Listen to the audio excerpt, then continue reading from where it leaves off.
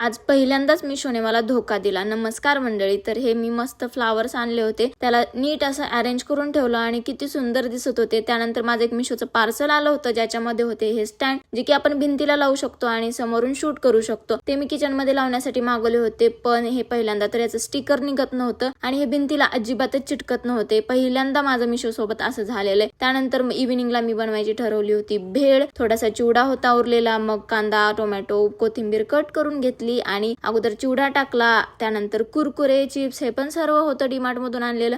मग त्याला मस्तपैकी असं मिक्स केलं, वरून शेव पण टाकली, टोमॅटो वगैरे सर्व मिक्स केलं. आणि ही रेसिपी मी एवढ्या दिवसापासून सेव्ह करून ठेवली होती, पण काही बनवण्याचा मुहूर्तच लागला नाही आणि आज फायनली लागला. त्यात मी फरसन पण टाकायचं विसरले, मग शेवटी मिक्स केलं आणि सर्व असं एकत्र करून घेतलं आणि एवढं भारी लागत होतं ना हे. मला रिग्रेट होत होता की मी एवढ्या दिवसा अगोदर का नाही बनवलं हे. तर तुमचा मिशो सोबत आतापर्यंत एक्सपिरियन्स कसा राहिलेला आहे मला नक्की कमेंट करून सांगा. Thank you so much for watching. Okay, bye.